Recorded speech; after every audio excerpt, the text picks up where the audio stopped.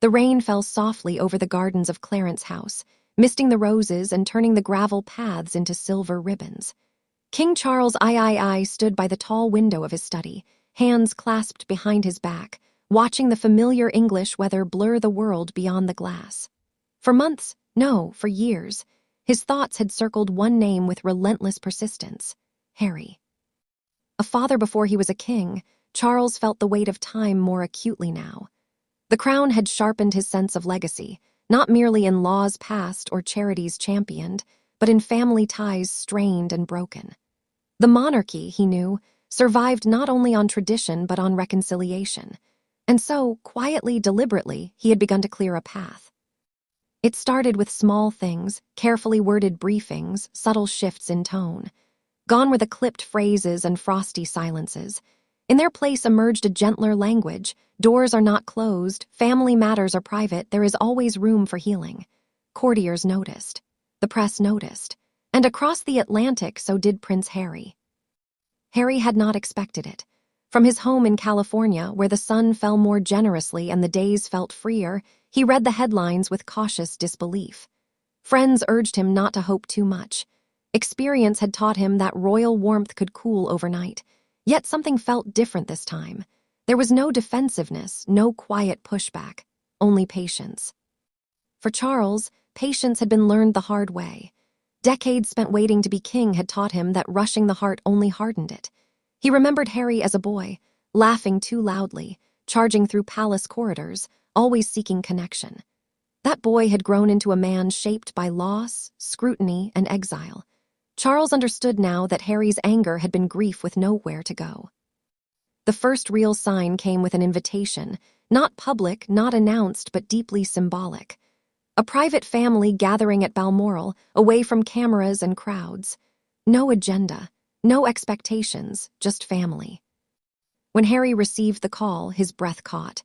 Balmoral had always been complicated for him, a place of both warmth and final goodbyes. He hesitated, knowing that acceptance meant vulnerability, but it also meant a chance. And chances, once passed, rarely returned. He came alone. The reunion was quieter than anyone might have imagined. No dramatic embraces, no tearful speeches. Charles greeted his son with a nod, then a tentative smile that grew steadier as Harry smiled back. They walked together through the Highlands, the wind carrying away words they didn't yet know how to say. Over tea that evening, Charles spoke first. He didn't defend the institution or minimize the pain. He listened. For a king known for speaking his mind, silence became his greatest gift. "I should have done more," he said simply. The sentence changed everything. From that moment, the path widened. Slowly, deliberately, Charles began easing Harry's return, not to the front line of royal life, but to the family itself. It was never about titles or duties. It was about belonging. Behind palace walls, plans took shape. Harry would be invited to key family events, low-key, understated appearances that emphasized unity rather than hierarchy. There would be no sudden announcements, no dramatic reinstatements. Instead, a gradual reintroduction, a quiet presence at a remembrance service, a shared appearance at a charity close to Harry's heart. The public reaction was mixed, as Charles expected. Some welcomed the prospect of reconciliation, others remained skeptical, wary of reopening old wounds. But Charles had stopped governing by fear of opinion. He had learned that leadership sometimes meant absorbing criticism so others could heal.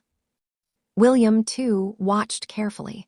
The brothers' relationship was the most delicate thread of all. Charles did not force reconciliation. He understood that forgiveness demanded its own timeline. What he did was remove obstacles, no whispered briefings, no silent ultimatums. He let the space exist. Harry felt it. The absence of hostility was, in itself, a relief. For the first time in years, he felt that he could breathe in Britain without bracing himself. When the moment finally came, Harry stepping quietly into Westminster Abbey for a family service, the symbolism was unmistakable. He wasn't front and center. He didn't bow to the cameras. He simply took his seat among his relatives, head bowed, hands clasped. And the king noticed. Later, Charles spoke privately to advisors, making his intentions clear. "The monarchy must show that it can heal," he said. "Not perfectly, but honestly." For Harry, the return was not about reclaiming what he had left behind. It was about redefining his place on his own terms without erasing the past. He remained independent, outspoken, committed to causes beyond palace walls. But now, there was a bridge where once there had been a wall. The press called it a strategy. The public called it a gamble. Charles called it fatherhood. In the quiet moments, away from ceremony and scrutiny, the king allowed himself a fragile hope that his reign would be remembered not only for stewardship of the crown, but for restoring a family fractured by history. He knew reconciliation was not a single act, but a series of choices made daily. As autumn deepened over London, the rain returned, soft, steady, cleansing.